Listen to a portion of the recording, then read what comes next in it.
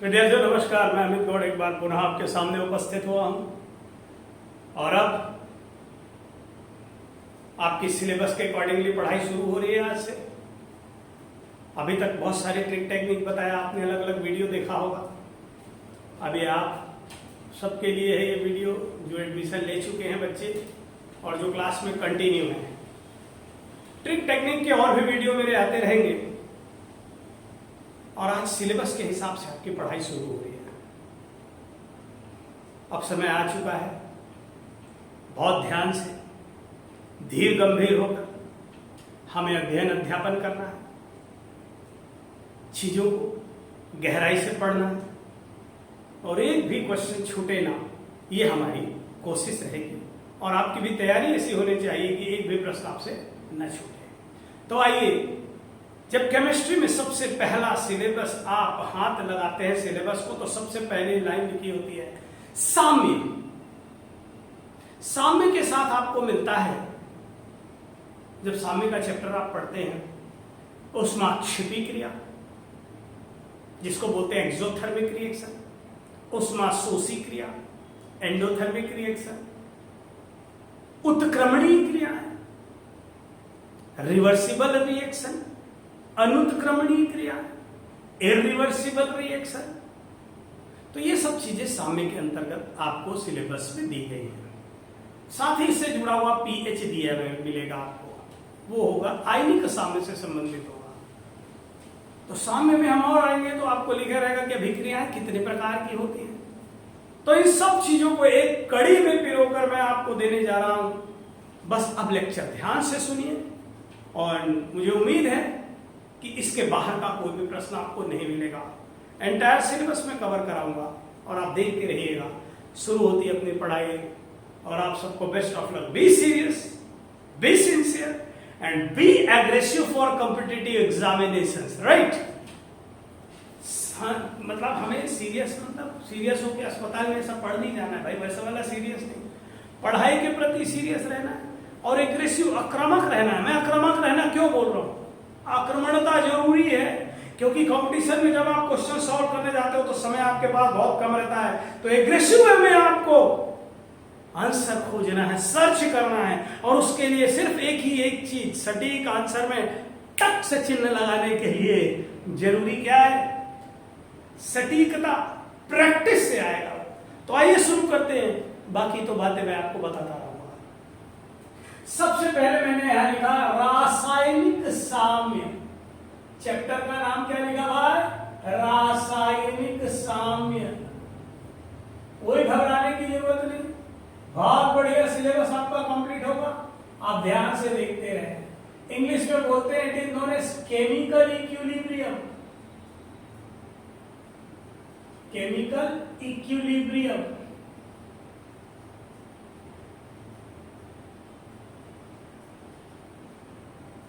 Chemical equilibrium रासायनिक साम्य से आपका शुरू होता है और पीएच स्केल जो है आयनिक साम्य है। कुल मिला के आप साम्य पढ़ने जा रहे हो तो ध्यान से देखिएगा। सबसे पहली चीज है साम्य। साम्य होता क्या है बताता है मैं, लेकिन उसके पहले आपको कुछ चीजें जाननी पड़ेंगी। जैसे सबसे पहली लाइन में यहां अगर लिखना चाहूंगा तो मैं लिखूंगा मोलर सांद्रता या सक्रिय द्रव्यमान। सबसे पहला डेफिनेशन किसका देख रहे हैं आप? मोलर सांद्रता या सक्रिय द्रव्यमान। ये दोनों एक ही चीज है, मोलर सांद्रता या सक्रिय द्रव्यमान। जब तक इसके बारे में आप नहीं जानेंगे आप आगे कुछ भी नहीं पढ़ सकते। तो देखते रहेंगे ध्यान से। मोलर सांद्रता, मोलर कॉन्सेंट्रेशन और एक्टिव मास, मोलर सांद्रता या सक्रिय द्रव्यमान हिंदी में बोल रहे हैं। तो यहां पर मैं एक ही लाइन में डेफिनेशन क्लियर। जैसे आप जानते हो सांद्रता बराबर होता है, सांद्रता बराबर होता है मोल पर लीटर, मतलब मोलरता। सांद्रता बराबर होता है मोल और वॉल्यूम ऑफ सॉल्यूशन। मोल बटे वॉल्यूम होता है सांद्रता। सांद्रता होता है मोल बटे वॉल्यूम। मोलरता की सीधे सीधे परिभाषा है। तो सांद्रता सांद्रता को हम सबसे पहले मैंने लिखा, इसे यानी सांद्रता को, इसे यानी मोलर सांद्रता या सक्रिय द्रव्यमान को, इसे स्क्वायर ब्रैकेट से प्रदर्शित करते हैं, स्क्वायर ब्रैकेट से प्रदर्शित करते हैं। ध्यान दीजिएगा, मोलर सांद्रता या सक्रिय द्रव्यमान इसे स्क्वायर ब्रैकेट से प्रदर्शित करते हैं। एक एक छोटा छोटा पॉइंट में लेके चलूंगा, पता नहीं कंपटीशन का कोई भरोसा नहीं रहता है कि कब से कौन लाइन आ जाए बीच में, कब किस लाइन से क्वेश्चन बन जाए, और बस यही कंपटीशन है। आप देखते रहिए, उसके बाद पुराने सब पेपरों को हम सॉल्व करके बताएंगे। ठीक है, मोलर सांद्रता या सक्रिय द्रव्यमान इसे स्क्वायर ब्रैकेट से प्रदर्शित करते हैं। जैसे मैंने लिखा ए, स्क्वायर ब्रैकेट ए, मतलब ये पदार्थ ए का सक्रिय द्रव्यमान या मोलर सांद्रता बोलेंगे। क्या बोलेंगे? पदार्थ ए का सक्रिय द्रव्यमान, पदार्थ ए का सक्रिय द्रव्यमान या मोलर सांद्रता, पदार्थ ए का सक्रिय द्रव्यमान या मोलर सांद्रता। आ गया स्क्वायर ब्रैकेट बी, इसको बोलेंगे पदार्थ बी का सक्रिय द्रव्यमान या मोलर सांद्रता, पदार्थ बी का सक्रिय द्रव्यमान या मोलर सांद्रता, इसको बोलेंगे सी। तो लिखेंगे पदार्थ सी का सक्रिय द्रव्यमान, पदार्थ सी का सक्रिय द्रव्यमान या मोलर सांद्रता। फिर आएगा डी, स्क्वायर ब्रैकेट डी, इसको कहेंगे पदार्थ डी का सक्रिय द्रव्यमान या मोलर सांद्रता। ये देखिए, ये हो गया मोलर सांद्रता को प्रदर्शित करने का तरीका हुआ। सांद्रता मतलब मैंने आपको बताया कि सांद्रता मतलब होता है मोल प्रति लीटर, मतलब विलेय का मोल जो प्रति लीटर विलायक में घुला हो, सांद्रता कहलाता है। स्क्वायर ब्रैकेट से प्रदर्शित करते हैं। तो देखना, मैं एक और चीज लिखता हूं, अभी आप समझिए कि क्या होता है। सक्रिय द्रव्यमान, आपने बहुत अच्छे से क्या किया, 1 किलो नमक 1 किलो शक्कर ले लिया, राइट, और एक बकेट यानी कि एक बाल्टी में पानी ले लिया। अब एक बार में 1 किलो नमक और शक्कर को तो आप घोल नहीं दोगे, आपको ओआरएस का घोल बनाना है। तो 1 मुट्ठा शक्कर 1 मुट्ठा नमक लेते हो, 1 किलो नमक और 1 किलो शक्कर रखा है, उसमें से 1 मुट्ठा उठाया, 5 मिनट तक घोला, तब वो घोला। फिर 1 मुट्ठा उठाया, 5 मिनट तक घोला, तब वो घोला। तब आपने क्या बोला, मान लीजिए 1 मुट्ठा 50 ग्राम है, कितना है, 50 ग्राम। तो पदार्थ का वह द्रव्यमान जो दिए गए समय अंतराल यानी कि 5 मिनट में सक्रिय हो, यानी कि जो क्रिया कर रहा हो, ये 1-1 किलो शक्कर नमक है, पूरा का पूरा क्रिया नहीं कर रहा है। क्रिया कितनी चीजें कर रही है, 50 ग्राम शक्कर और 50 ग्राम नमक, और दिया गया समय पर 5 मिनट में आप घोल रहे हो। तब सक्रिय द्रव्यमान हमने किसको बोला, पदार्थ का वह द्रव्यमान 50 ग्राम जो दिए गए समय अंतराल 5 मिनट में घुल रहा है, सक्रिय हो। तो देखिए मैंने लिखा पदार्थ मतलब क्रियाकारक पदार्थ का, क्रियाकारक पदार्थ का वह द्रव्यमान मैंने समझने के लिए बताया है, वह द्रव्यमान, पदार्थ का वह द्रव्यमान, पूरा लिख देते हैं भाई, पदार्थ का वह द्रव्यमान, मैंने ब्रैकेट में लिखा 50 ग्राम शक्कर धन 50 ग्राम नमक, इसको काट देना बाद में, परिभाषा में ये नहीं आएगा। पदार्थ का, क्रियाकारक पदार्थ का वह द्रव्यमान जो दिए गए समय अंतराल में, एक निश्चित समय में, जो दिए गए समयांतराल में क्रिया करे। समयांतराल मतलब 5 मिनट क्रिया करता है, क्या कहलाता भाई, क्रिया करता है सक्रिय द्रव्यमान या मोलर सांद्रता कहलाता है, मोलर सांद्रता कहलाता है। अब मोलर सांद्रता की एक परिभाषा और है हमारे पास, तो पहले इस परिभाषा को आप याद कर लीजिए। पदार्थ की वह मात्रा, 1 किलो शक्कर 1 किलो नमक के 50 ग्राम उठाया, पदार्थ की वह मात्रा जो दिए गए समय अंतराल 5 मिनट में घुल रही है, जो दिए गए समय अंतराल में सक्रिय हो, सक्रिय द्रव्यमान कहलाता है। मेरा ख्याल है समझ में आ गया होगा। अब मोलर सांद्रता क्या होती है उसके बारे में बताता हूं, टक से स्क्रीनशॉट लीजिए। हो गया? अब आगे आइए। मोलर सांद्रता की परिभाषा, यानी कि मोलरता की परिभाषा मैं सीधा सीधा आपको बताऊंगा। मोलरता की परिभाषा तो देखिए, एक और परिभाषा या दूसरी परिभाषा मैं बता रहा हूं। विलेय की बातें करें तो विलेय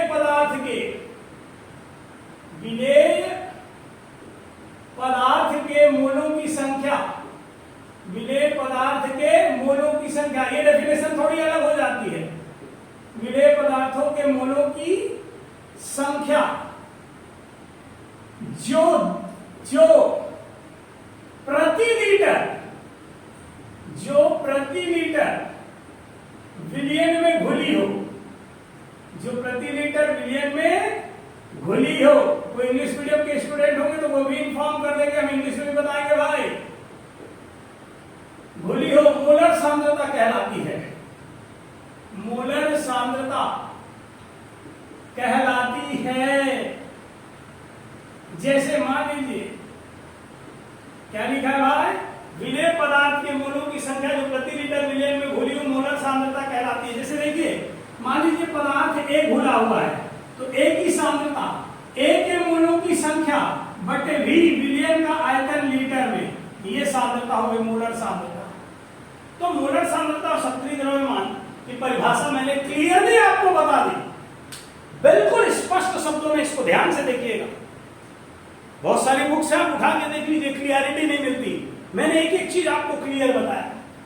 तो ये हो गया मोलर सांद्रता या सक्रिय द्रव्यमान। इसे स्क्वायर ब्रैकेट से प्रदर्शित करते हैं। ये एक डेफिनेशन मैंने बताई, मोलर सांद्रता या सक्रिय द्रव्यमान का। अब आगे बढ़ते हैं, इसको टक से स्क्रीनशॉट ले लीजिए। अब आगे, अब बारी आती है धीरे धीरे दर क्या होती है, दर या वेग। अभिक्रिया की दर या वेग हम जानेंगे तभी तो आगे बातें कर पाएंगे। हम बात कर रहे हैं साम्य की। साम्य क्या है, ध्यान से सुनिएगा। What is equilibrium? अगर आप में से जो भी स्टूडेंट इंग्लिश मीडियम के हैं तो वो हमें बताएंगे, हम बिल्कुल उनके लिए इंग्लिश में आपको पूरी चीजें बताएंगे। ठीक है, तो ध्यान से देखिएगा, आगे की चर्चा मैं कर रहा हूं। साम्य किसे कहते हैं? What is equilibrium? बहुत आसान है, बहुत आसान है। ए और बी दो अभिकारक आपके पास है। एरो का चिन्ह इधर में कुछ भी नहीं है, ये दोनों क्रिया करते हैं। अच्छा, एक बार में भौकरस से क्रिया नहीं होगी, मतलब एक बार में पूरा रिएक्शन नहीं होता। थोड़े थोड़े मॉलिक्यूल एक्चुअल में टकराते हैं और वो उत्पाद बनाते हैं। तो जब ए और बी क्रिया करके सी और डी की पर्याप्त मात्रा बना लेते हैं, तब सी और डी क्रिया करके वापस ए बी बनाते हैं। और इस प्रकार ए बी सी डी में परिवर्तित होता है और सी डी ए बी में परिवर्तित होता है। और ये दोनों की स्पीड सेम रहेगी। जिस स्पीड से ए बी सी डी में जा रहा है उसी स्पीड से सी डी ए बी में जा रहा है। मतलब सीधी सी बात हो गई, एक हाथ दे एक हाथ ले, दिया ले दे। तो ये साम्य है। जिस स्पीड से ए बी सी डी में जा रहा है अग्र अभिक्रिया बोलेंगे, उसी स्पीड से सी डी ए बी में आ रहा है, इसको पश्च अभिक्रिया बोलेंगे। मतलब अग्र अभिक्रिया की दर पश्च अभिक्रिया के दर के बराबर होगी, तब कहा जाएगा अभिक्रिया साम्य में है। When rate of forward reaction is equals to the rate of backward reaction, thus we may say that this reaction is in equilibrium, right? अग्र अभिक्रिया की दर बराबर होगी पश्च अभिक्रिया की दर के, तभी अभिक्रिया साम्य में कहा जाएगा। तो साम्य के लिए एक शर्त है, साम्य हेतु शर्त, साम्य हेतु शर्त। देखिए क्या शर्त है साम्य हेतु शर्त। मैं संकेत पे बातें करूंगा, इससे पहले भी आपने संकेतों में बातें किया और अभी भी हम इशारों मैंने मतलब संकेतों में बात करेंगे, इशारों में नहीं। साम्य हेतु शर्त मैंने लिखा R F is equal to R B. ये क्या होता है ध्यान से समझिए। मान लीजिए मैंने लिखा ए और बी, ये क्या लिखा ए प्लस बी। चूंकि यहां से अभिक्रिया शुरू हो रही है, अभी सी और डी कुछ भी नहीं बना है। जब इसके अणु टकराएंगे उसको बोलते हैं टक्कर सिद्धांत। जब ये टकराएंगे तो उत्पाद बनाएंगे, तो सी और डी बना। तो ये शुरुआत चूंकि ए बी सी हुई है तो हमने इसको लिखा अभिकारक। क्या लिखा इसको? अभिकारक, रिएक्टेंट, रिएक्टेंट। और ये हो गया उत्पाद। ये सामान्य प्रक्रिया है लिखने की, उत्पाद, प्रोडक्ट, ये सामान्य प्रक्रिया है। इस अभिक्रिया को हमने एक ही तरफ हो रहा है इसलिए नाम दिया उत्क्रमणीय अभिक्रिया।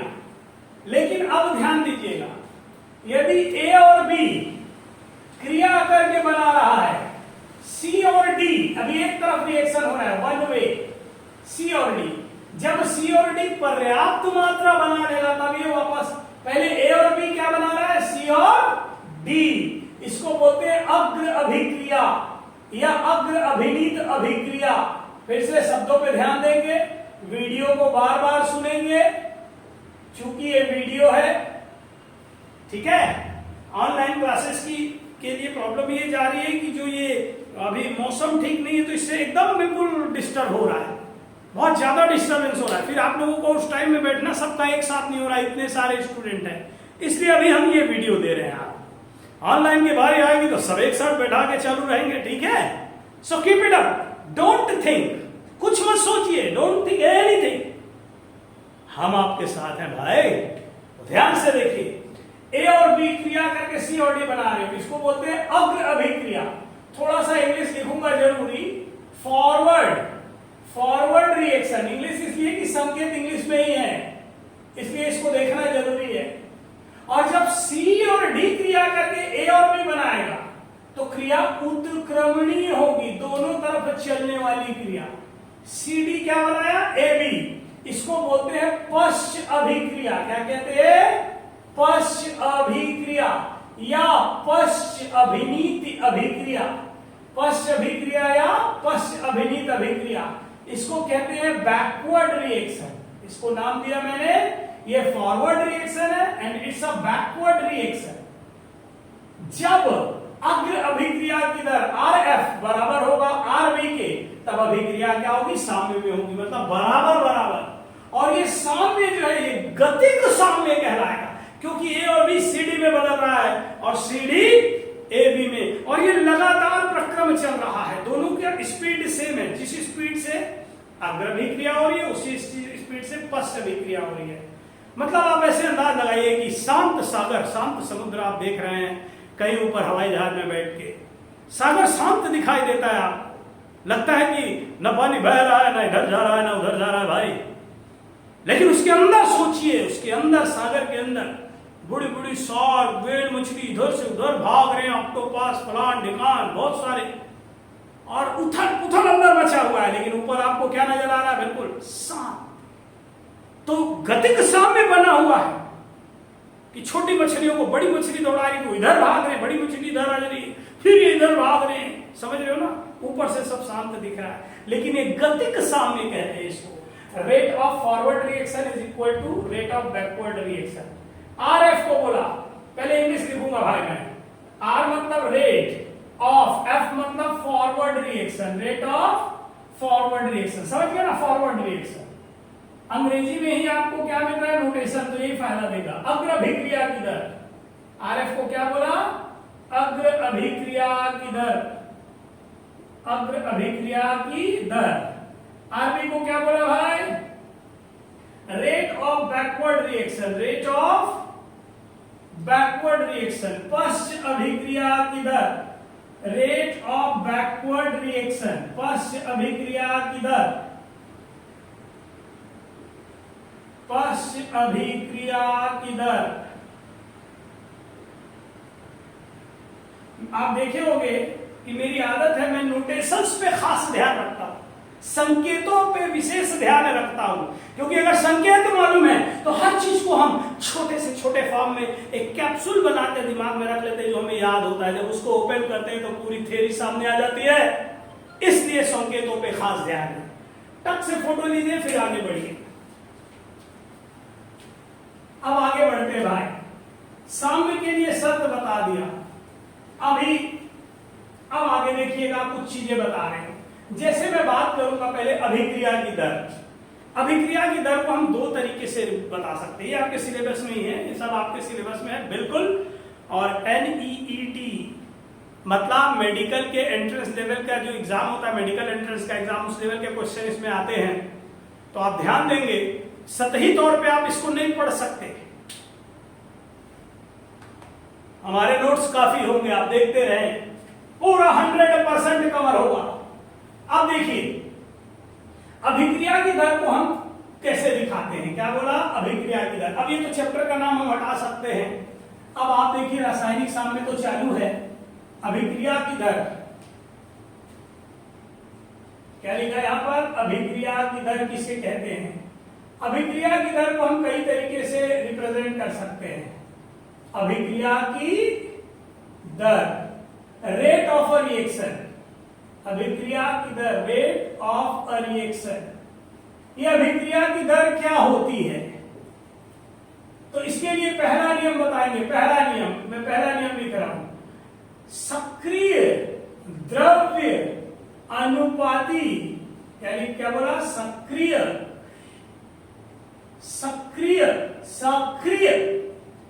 द्रव्य अनुपाती, सक्रिय द्रव्य अनुपाती क्रिया का नियम, पहला नियम ये है। इसको ध्यान से देखिएगा, इसी में से आधा सॉल्यूशन निकल जाएगा। सक्रिय द्रव्य अनुपाती क्रिया का नियम, इंग्लिश में बोलते हैं इसको law of mass action. Law of mass action.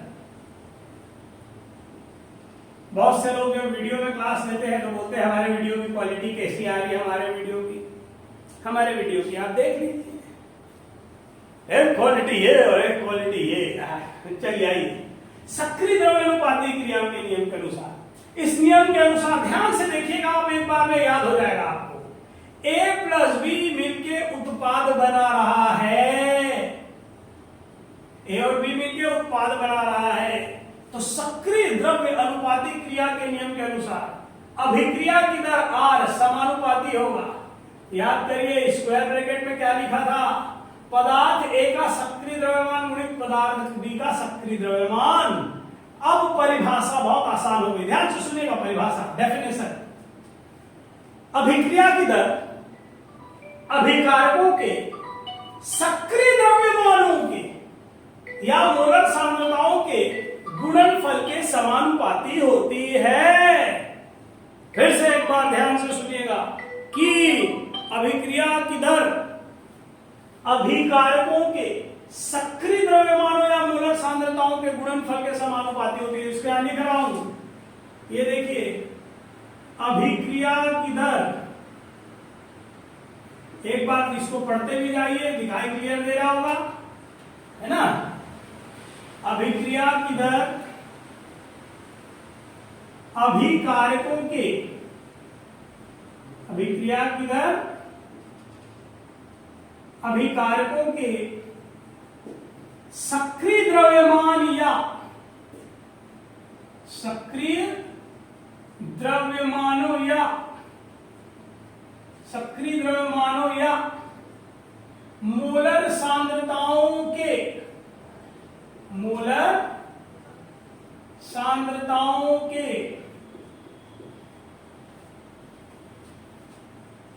गुणनफल के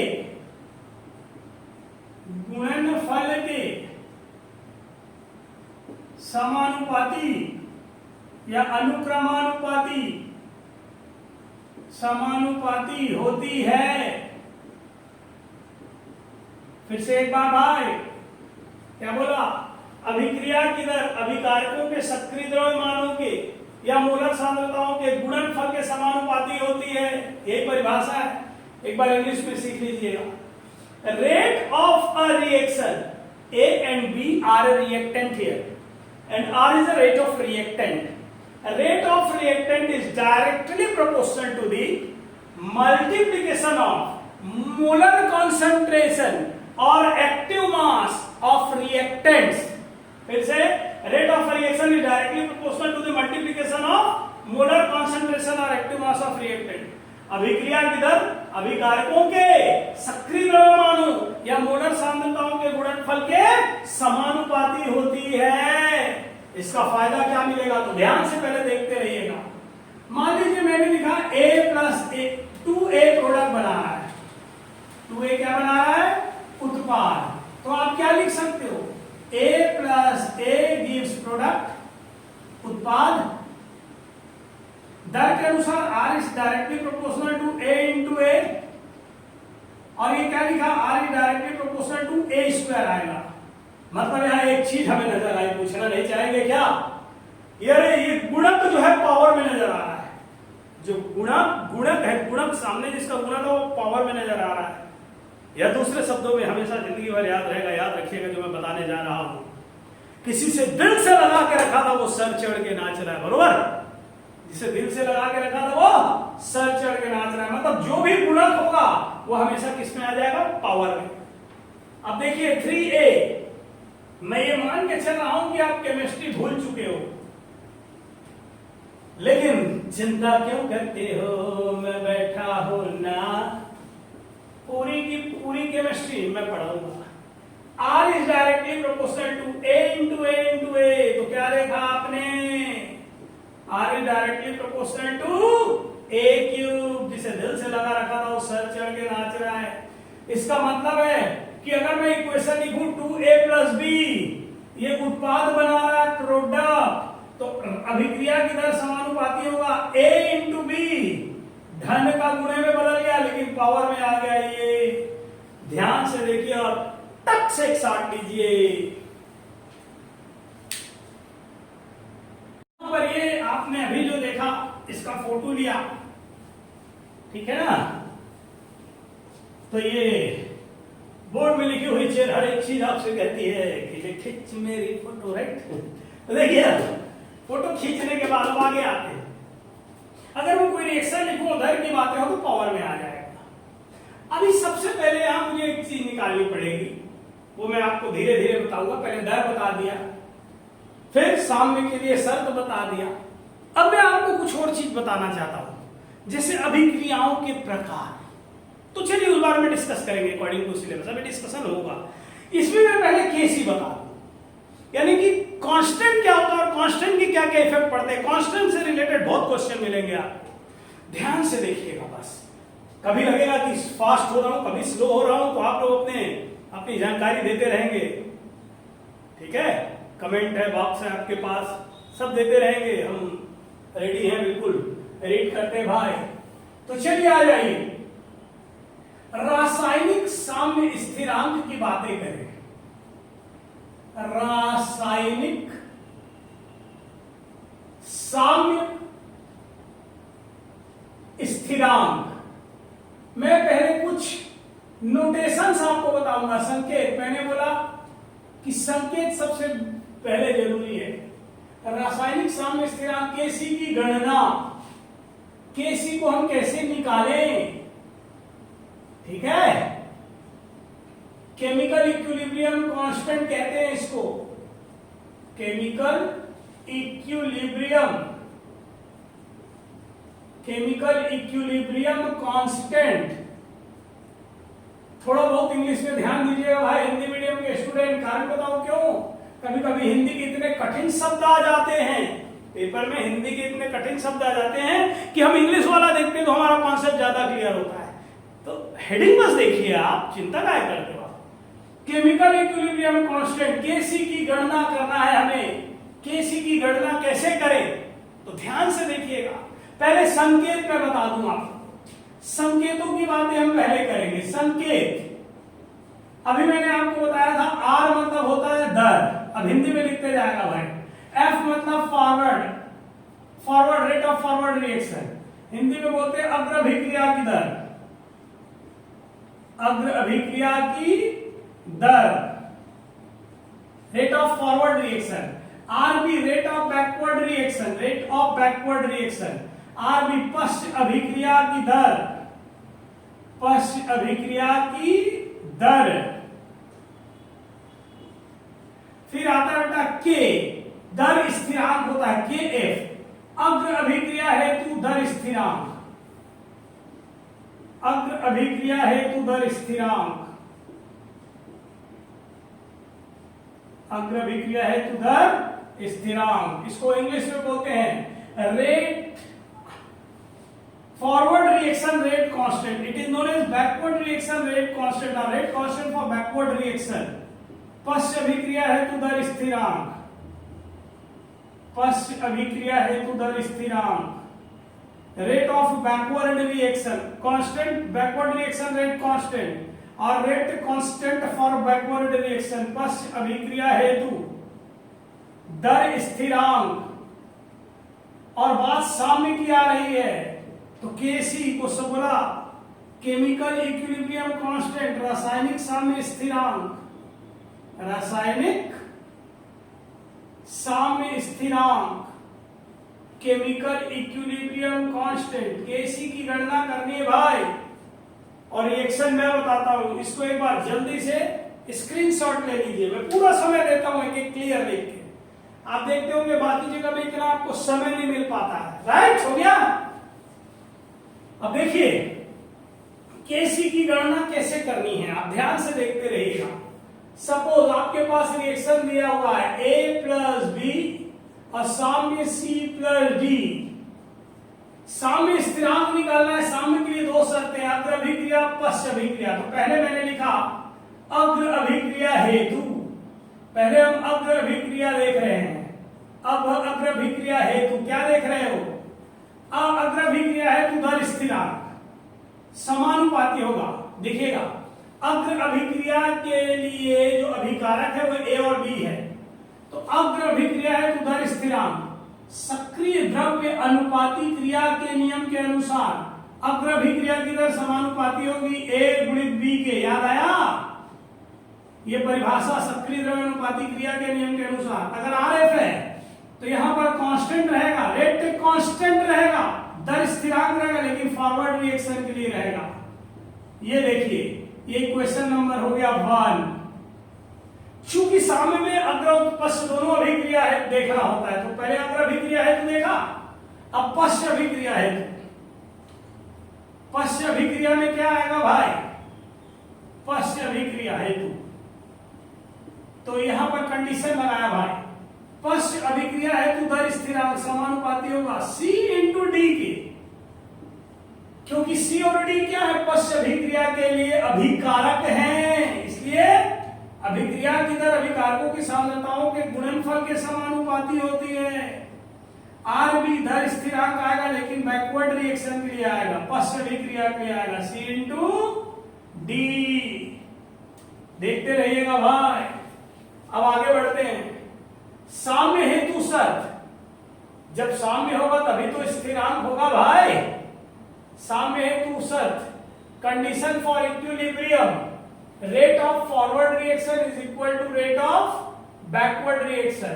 तो ये हो गया समीकरण 1 व 2 से, from equation 1 and 2, from equation 1 and 2। चलिए आरएफ की जगह क्या रख दिया? KF, KF A into B, KF A into B is equal to RB. क्या लिखा इक्वेशन 2 देखिए, RB is equal to KB into C into D. सांद्रताओं को एक तरफ ले जाओ, कांस्टेंट को एक तरफ ले जाओ, K F by K B. सांद्रताओं को एक तरफ ले गए, C D by A B. अभी ध्यान से देखिएगा भाई, अगर हम लिखें, आपको मैं बताऊं कि 10/2 बराबर क्या होता है? एक नया स्थिरांक 5, 5 दूनी 10। दो स्थिरांक कांस्टेंट को जब आप काटते हो तो एक नया कांस्टेंट मिलता है। वैसे ही ये भी रेट कांस्टेंट है, पर अग्र अभिक्रिया का दर स्थिरांक, पश्च अभिक्रिया का दर स्थिरांक है। लेकिन दोनों के दोनों साम्य के लिए है, तो Kc इज इक्वल टू साम्य स्थिरांक आ जाएगा। तो कुल मिला के आपने क्या लिखा, दो स्थिरांक Kf फॉरवर्ड डायरेक्शन और बैकवर्ड डायरेक्शन अगर दोनों बराबर है, इधर लाओगे तो बराबर हो जाएंगे, तो एक साम्य स्थिरांक मिलेगा आपको C। तो अब अपन लिख सकते हैं Kc is equal to C D by A B. अगर इसको ध्यान से देखिए, ये तो प्रूफ किया हमने फार्मूला कि साम्य स्थिरांक बराबर ये होता है, समीकरण ये है, आप आराम से देखो, Kc बराबर सीधे हाथ की सांद्रता इसका गुणन बटे उल्टे हाथ की सांद्रता, सीधा हाथ बटे उल्टा हाथ याद रखो, डायरेक्ट आपको ये याद हो जाएगा, सीधे हाथ की सांद्रता उल्टे हाथ की सांद्रता। और जो धन रहता है वो गुणे में बदलता है, जो दिल से लगा रहता है वो सर चढ़ के नाचता है, मतलब जो गुणक रहता है वो हमेशा कहां आता है, पावर में आ जाता है। तो ये Kc निकालने का आपको तरीका हो गया, ठीक है। और एक लीजिए स्क्रीन शॉट टक से, फिर अपन आते हैं नीचे।